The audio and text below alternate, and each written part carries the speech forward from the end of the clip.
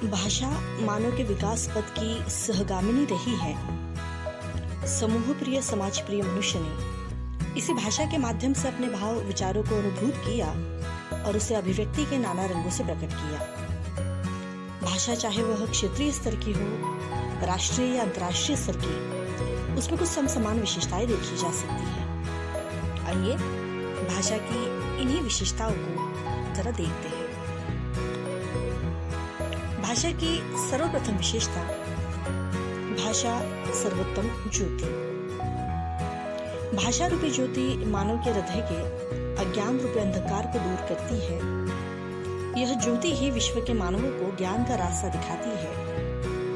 भाषा न होती तो मानव की क्या दयनीय स्थिति होती, इसी कल्पना भी हम नहीं कर सकते। इसीलिए आचार्य भर्तृहरि ने कहा है कि भाषा ही ज्ञान को प्रकाशित करती है। तो आचार्य दंडी ने शब्द रूपी ज्योति संसार में न जलती तो संसार में चारों ओर अंधेरा ही रहता, इन उक्तियों के सहारे भाषा की महत्ता को स्वीकृत किया। भाषा की दूसरी विशेषता है, भाषा समाज को एक सूत्र में बांधती है। भाषा समन्वय सूत्र है, उसमें संसार को एक सूत्र में बांधने की शक्ति है। सामाजिक सांस्कृतिक दृष्टि से भिन्न होते हुए भी भाषा के कारण मानव मात्र एकता की अनुभूति करता है। विश्व भाषा विश्व मानव को एक सूत्र में समन्वित कर विश्व बंधुत्व का भाव जागृत करती है। इसीलिए ऋग्वेद में भाषा को राष्ट्र निर्मात्री कहा गया है, तो भर्तृहरि ने भाषा को विश्व निबंधनी अर्थात विश्व को जोड़ने वाली कहा है। भाषा अर्जित संपत्ति है। व्यक्ति समाज का अंग है। समाज में रहकर ही नाना क्रियाओं से, गतिविधियों से वह भाषा के ज्ञान को अर्जित करता है, भाषा सीखता है, समझता है। इस समाज में रहकर माता पिता और अन्य व्यक्तियों को अपना आदर्श बनाकर वह भाषा को सीखता जाता है। मात्र यह भाषा जन्म से नहीं आती। भाषा को समाज से, समीप के वातावरण से, सहयोगियों से, साथियों से सीखा जाता है। भाषा के अर्जन में मनुष्य का श्रम काम करता है। मनुष्य अपनी योग्यता और प्रतिभा से बाल्यकाल में भाषा को अर्जित करता हुआ आगे बढ़ता है। संभवतः इसी वजह से हम यह नियम भाषा के बारे में लागू नहीं कर सकते कि बचपन से आप जिस भाषा को सीख रहे हो वो भाषा सभी को सम प्रमाण में आनी ही चाहिए। अक्सर ये दिक्कतें हमें अंग्रेजी जैसी भाषाओं के बारे में आती है। एक ही कक्षा में पढ़ने वाले विद्यार्थी एक ही भाषा का बोधन, ज्ञान समसमान रूप से नहीं कर सकते। इसीलिए हम भाषा को अर्जित संपत्ति कह रहे हैं। संपूर्ण जीवन में सीखे गए शब्द ही भाषा के रूप में मनुष्य की पूंजी बनते हैं। और इसी पूंजी का महत्व बताते हुए कहा गया है कि क्षण त्यागा तो कुतो विद्या, कण त्यागा तो कुतो धर्म। अर्थात भाषा और धन क्षण को पकड़ने से ही प्राप्त होते हैं। क्षण त्यागने पर भाषा और विद्या नहीं आती। ठीक वैसे ही जैसे कण त्यागने से धन संपत्ति इकट्ठा नहीं होती, संपत्ति प्राप्त नहीं होती। भाषा की अगली विशेषता है, भाषा पैतृक संपत्ति नहीं है। जैसे हमने ऊपर देखा, भाषा जन्मतः नहीं मिलती। पैतृक परंपरा के रूप में भाषा कई जगहों पर सिखाई जाती है, लेकिन इसका यह मतलब नहीं है माता पिता या किसी विशिष्ट वर्ग समाज की जो भाषा है अपने आप उस बच्चे को मिल जाए, अपने आप वो बच्चा उस भाषा को सीखना जान जाए। इसीलिए एक उदाहरण हम देख सकते हैं।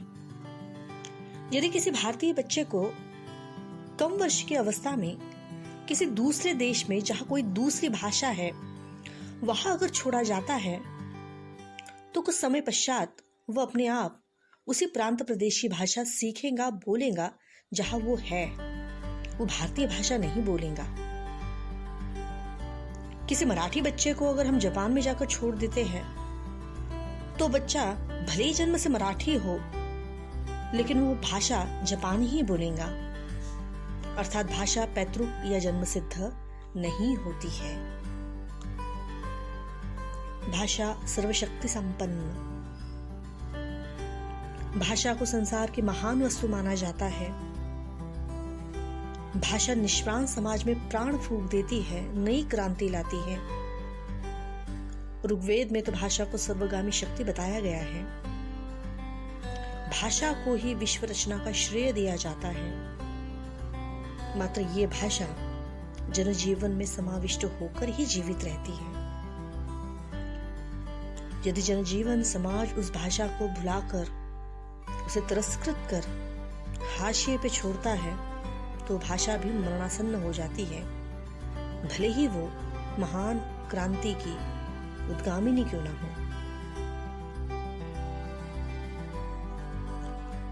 भाषा सर्वव्यापक है। मनुष्य के सारे कार्य भाषा द्वारा ही होते हैं। मानव का मूल आधार भाषा है। मानव के आंतरिक बाह्य कार्य भाषा के द्वारा ही संपन्न होते हैं। 2 क्षणों के लिए शांत बैठा हुआ मनुष्य भी शांति के उन क्षणों में, पलों में आंतरिक रूप से विचारों का आदान प्रदान करता रहता है, सोचता रहता है। उसके हर सोच की, उसके हर विचार की, उसके हर स्वप्न की एक भाषा निश्चित होती है। वहां शून्यता नहीं होती, वहां जड़ता नहीं होती। मनुष्य के बाह्य कार्य जो उसके शारीरिक क्रियाओं के द्वारा संचालित किए जा रहे हैं, वाणी के द्वारा हो रहे हैं, वह भी भाषा है। इस तरह से ज्ञान, विज्ञान, धर्म, दर्शन, आचार, विचार, विवेक सभी का आधार भाषा ही है। भर्तृहरि ने सभी लौकिक कार्यों का आधार भाषा को माना है। लौकिकता का तात्पर्य इस चराचर सृष्टि के प्रत्येक गतिविधि से तात्पर्य यह है कि संसार की प्रत्येक गतिविधि को नियंत्रित करने वाली, संचालित करने वाली कहीं ना कहीं भाषा है। हर ज्ञान भाषा से प्राप्त होता है। ज्ञान से ही सबके काम होते हैं। इसलिए कहना गलत नहीं होगा कि भाषा सर्वव्यापक है। भाषा विराट और विश्वकर्मा है। भाषा के विशाल रूप के कारण भाषा को ब्रह्मा के समान विराट माना गया है। ब्रह्मा इस सृष्टि का निर्माता और मनुष्य की सृष्टि की निर्मात्री भाषा। संसार की समस्त भाषाएं शक्ति के अधीन भी अगर हम माने तो इस सृष्टि को चलाने वाली है। ज्ञान विज्ञान का कोई ऐसा अंश नहीं है जो भाषा में सम्मिलित ना हो या जो भाषा के द्वारा पूर्ण ना हो। भाषा में संसार का संपूर्ण साहित्य सम्मिलित है। कदाचित इसीलिए शतपथ ब्राह्मण में भाषा को विराट कहा है तो यजुर्वेद में भाषा को विश्वकर्मा कहा है। शतपथ ब्राह्मण में भाषा के लिए कहा है कि वाणी के द्वारा विश्व के सभी कार्य किए जाते हैं और यह वाणी और कोई नहीं, भाषा का ही एक प्रतीक मात्र है। भाषा की अगली विशेषता है भाषा का प्रवाह अविच्छिन्न होता है। अविच्छिन्न, जो छिन्न भिन्न ना हो पाए, जो खंडित ना हो पाए। अविच्छिन्न, जो कभी ना टूटा हो। जिस प्रकार मनुष्य के जन्म मरण का चक्र निरंतर चलता है, हर जन्म के पश्चात मृत्यु है, मृत्यु के पश्चात अलग किसी योनि में जन्म है। नदियों का पानी एक जगह पे रुकने की जगह, क्योंकि वो नदी है, निरंतर बहती रहती है। ठीक वैसे ही भाषा रूपी प्रवाह निरंतर अविच्छिन्न रूप से बहता रहता है। पांड्य महाब्राह्मण भाषा को नदी की धारा की उपमा देता है। मैंने पहले ही कहा, नदी जो निरंतर बह रही है, अगर बहना उसका रुक गया तो वो नाले में परिवर्तित हो जाएंगी, कीचड़ में परिवर्तित हो जाएंगी, तालाब में परिवर्तित हो जाएंगी। सब प्राण नहीं है वह। सप्राण नदी में रुकावट नहीं होती, कोई विच्छेद नहीं होता, ठीक उसी प्रकार भाषा भी नित्य नूतन सरस होती है। ऐत्रेय ब्राह्मण भाषा की शक्ति की कल्पना करते हुए उसे समुद्र की उपमा देता है। समुद्र की तरह ही भाषा कभी क्षीण नहीं होती है, बल्कि अनंत अथाह होती है। भाषा की धारा निरंतर प्रवाहमान है। ये धारा न कभी टूटती है न सूखती है। आज भारत में संस्कृत से होते हुए पाली, प्राकृत, अपभ्रंश भाषा रूपों में हम इसी भाषिक प्रवाह को देख सकते हैं। भाषा की अगली विशेषता है भाषा परंपरागत वस्तु है। भाषा परंपरा से मनुष्य को प्राप्त होती है और वह वंश परंपरा रूप से आगे अग्रसर होती है। संस्कृत भाषा सहस्त्रों वर्षों से चली आ रही है। इसी प्रकार भारत में हिंदी, मराठी, गुजराती, पंजाबी, बांग्ला भाषाएं परंपरा से चली आ रही है। भाषा किसी एक पीढ़ी की रचना नहीं है। भाषा मनोरम होने के साथ साथ हृदय पक्ष को भी प्रभावित करती है। जिस प्रकार नदी की गतिशीलता नदी के जल को पवित्र और शुद्ध रखती है, उसी प्रकार भाषा की गतिशीलता भी भाषा को पवित्र रखती है। नदी रुक गई, पानी सड़ने लगेगा। पवित्रता की जगह पर वो अपवित्र कहलाएंगी, शुद्धता की जगह वो अशुद्ध हो जाएंगी। ठीक उसी प्रकार से भाषा का भी एक जगह पे रुकना मतलब धीरे धीरे उसे मरणोन्मुख करने के समान है।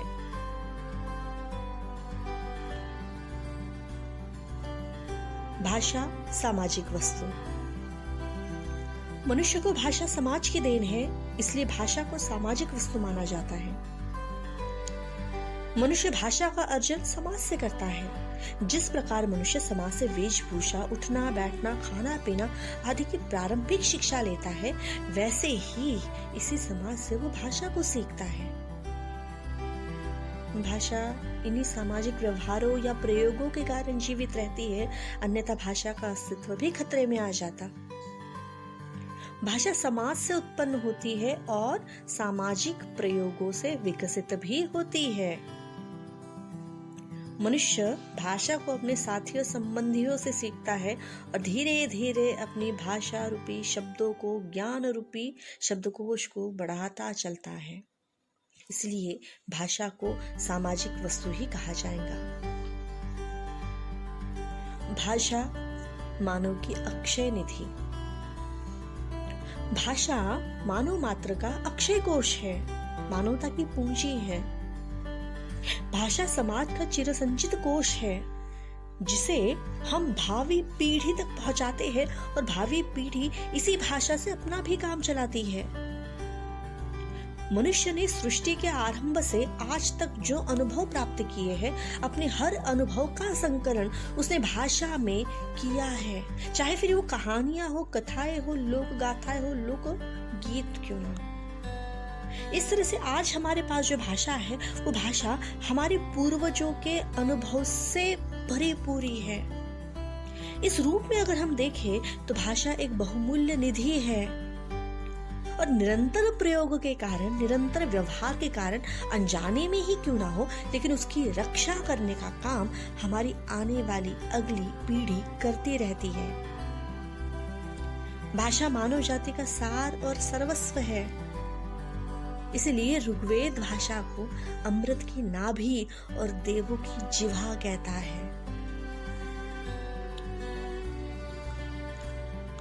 भाषा में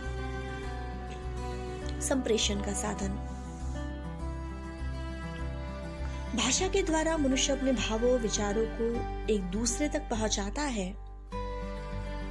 मनुष्य दो प्रकार से अपने विचारों को संप्रेषित करता है, संकेतों के द्वारा और वाणी के द्वारा। संकेतों को भाषा विज्ञान भाषा नहीं मानता।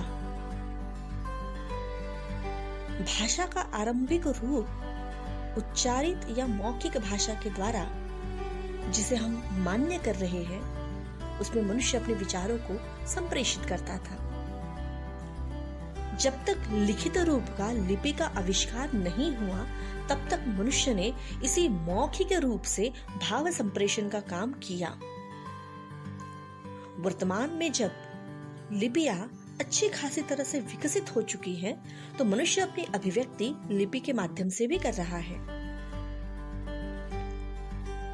तो प्रारंभ में जहां मनुष्य ने मौखिक रूप से अपनी बातों को प्रकट किया, वहां भी भाषा मनुष्य के सूक्ष्मतम भावों को, अमूर्त भावों को प्रस्तुत कर रही थी। आज लिखित रूप में भी भाषा ही मनुष्य के भावों को सही मायनों में संप्रेषित करने का काम कर रही है।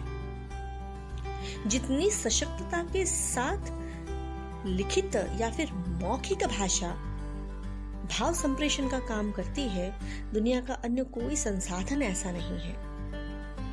अतएव जैमिनीय उपनिषद ब्राह्मण में मनोभावों को प्रकट करने के कारण भाषा को नहर कहा गया था। भाषा अनुकरण से प्राप्त। यूनानी आचार्य प्ले अरस्तु के अनुसार अनुकरण मनुष्य का सबसे प्रधान गुण है। भाषा सीखने में भी मनुष्य इस गुण का प्रयोग करता है। माता पिता, गुरु, समाज, साथी, सहयोगियों से बालक जो सुनता है, जो देखता है, उन्हीं का अनुकरण कर शब्दों के रूप से वो भाषा को अर्जित करता बढ़ता है। इसमें कई बार अशुद्ध, अस्पष्ट उच्चारण करता है, धीरे धीरे शुद्ध शब्दों को बोलने में समर्थ होता है। भाषा को सीखने की ये प्रक्रिया बाल्यकाल से लेकर जब तक वो जिंदा है तब तक चलती रहती है। मतलब कहना गलत ना होगा कि मनुष्य जीवन भर भाषा को सीखता रहता है। बचपन में अनुकरण की जो प्रक्रिया भाषा का ज्ञान कराने में मुख्य भूमिका निभा रही थी, वही अनुकरण की प्रक्रिया बाद में लोक व्यवहार और शिक्षा के द्वारा उसे भाषा का ज्ञान करवाती है। आचार्य पाणिनि, पतंजलि ने लोक व्यवहार को ही इसी कारण भाषा ज्ञान का प्रमुख साधन माना था। भाषा की अगली विशेषता है भाषा की परिवर्तनशीलता। परिवर्तन तो प्रकृति का नियम है, जिसके अनुसार संसार की प्रत्येक वस्तु को हमने परिवर्तनशील माना है। चूंकि भाषा गतिशील है, इसलिए उसमें परिवर्तन होना स्वाभाविक है। ध्यान में यह रखना है कि स्थिर वस्तुएं, एक जगह पे रुकी हुई वस्तुएं कभी भी परिवर्तित नहीं होती है। मात्र भाषा में जो परिवर्तन होते हैं, वो परिवर्तन शीघ्रता से दिखाई नहीं देते। भाषा में परिवर्तन की प्रक्रिया मंद गति से होती है। जैसे एक बच्चा जवानी तक आता है, जवानी से वृद्धत्व और वृद्धत्व से मृत्यु तक आता है, ठीक वैसे कई वर्ष गुजरते हैं तब भाषा में होने वाले परिवर्तन परिलक्षित होते हैं।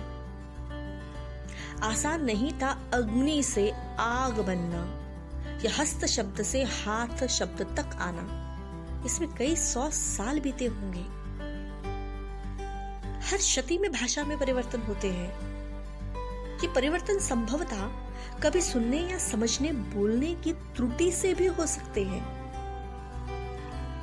प्रारंभिक दशा में जो परिवर्तन छोटे छोटे हैं, आगे चलकर वही परिवर्तन विशाल रूप ग्रहण करते हैं और भाषा में विशाल स्तर पर यह परिवर्तन दृष्टिगोचर होता है। यही कारण है कि वैदिक संस्कृत से संस्कृत, पाली, प्राकृत, अपभ्रंश, हिंदी तक परिवर्तन का यह दायरा हम देख सकते हैं और उसका अध्ययन भी कर सकते हैं। प्रत्येक भाषा की संरचना पृथक होती है। विश्व की प्रत्येक भाषा की अपनी अपनी संरचना होती है, जो दूसरी भाषा की संरचना से पूर्णतया अलग होती है।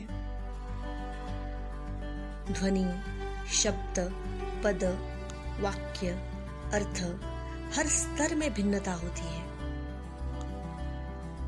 जैसे हिंदी की संरचना को अगर देखा जाए तो हिंदी के वाक्यों में कर्ता अधिक कर्म अधिक क्रिया का क्रम पाया जाता है। वही अंग्रेजी में संरचनात्मक दृष्टि से यह क्रम कर्ता अधिक क्रिया अधिक कर्म इस प्रकार से मिलता है। संस्कृत भाषा में 3 वचन मिलते हैं तो पाली, प्राकृत, अपभ्रंश, हिंदी, मराठी में इनकी संख्या कम है। संस्कृत में 3 लिंग है तो हिंदी में 2।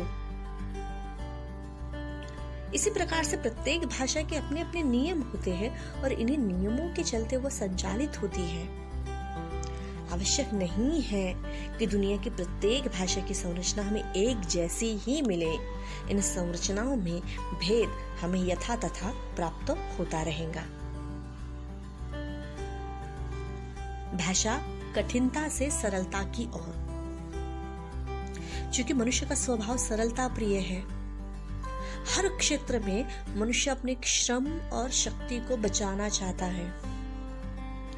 अगर थोड़ी सी मेहनत से, थोड़े से श्रम से कोई वस्तु आसानी से अगर मिल पा रही है तो फिर वो उसे पाने के लिए ज्यादा मेहनत क्यों करे। मनुष्य की यही प्रवृत्ति भाषा के क्षेत्र में भी सक्रिय रहती है। जिस प्रकार जल की पानी की धारा ऊपर से नीचे की ओर आती है, ठीक वैसे ही भाषा रूपी धारा भी कठिनता से सरलता की ओर मुड़ती है। जहां जहां भाषा को लेकर मनुष्य कठिनता को महसूस करता है, वहां वहां वो सरलता से काम लेने की कोशिश करता है। प्रयत्न लाघव या मुख सुख, इन्हीं कारणों से भाषा में परिवर्तन हमें दिखाई देते हैं। उच्चारण सुलभता से हो, उच्चारण आसानी से हो, इसी कारण से कठिन ध्वनियों के स्थान पर सरल ध्वनियां आती गई।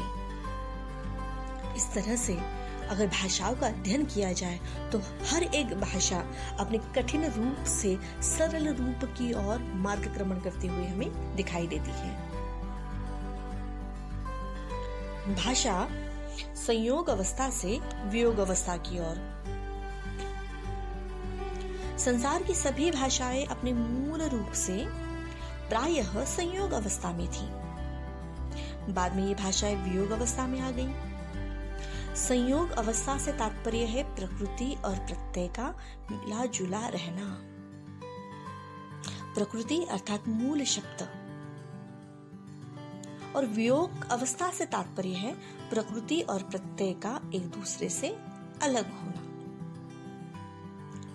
संस्कृत संहिता अर्थात संयोगात्मक भाषा है, तो हिंदी को हम वियोगात्मक भाषा मानते हैं। इसके उदाहरण हम निम्न रूप से देख सकते हैं। भाषा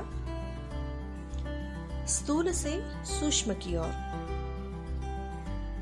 भाषा अपने आरंभिक रूप में स्थूल या प्रौढ़ थी। बाद में वह सूक्ष्म और प्रौढ़तर होती रही। मानव के विकास के साथ भाषा का विकास होता रहा,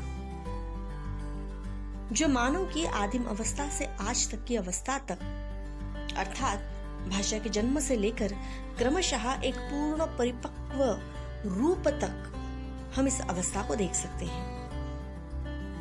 आदि मानव की तुलना में आज के मनुष्य की भाषा अधिक परिपक्व, प्रमोद और परिष्कृत नजर आती है।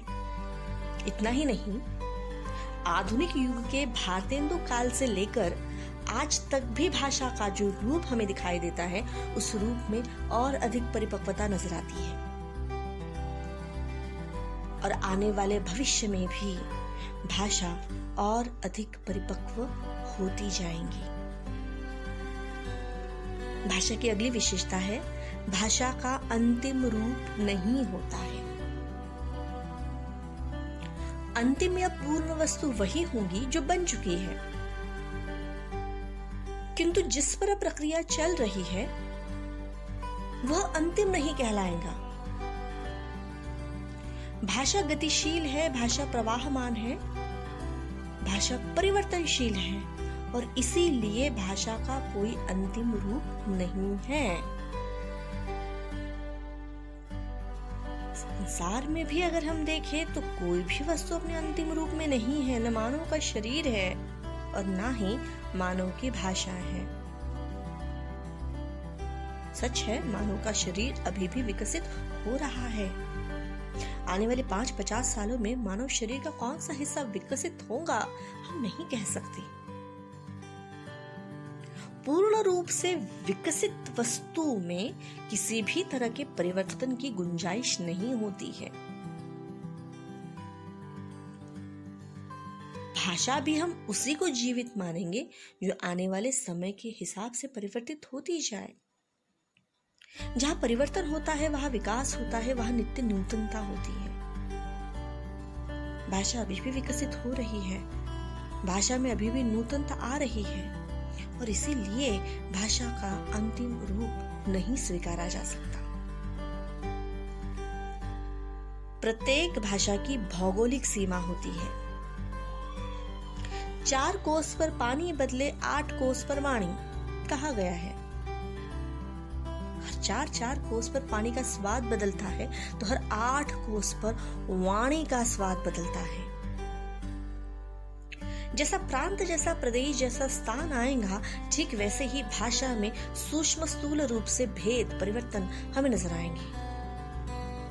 हिंदी भाषा के अंतर्गत हम ब्रज, अवधी, भोजपुरी जैसी बोलियों को देखते हैं।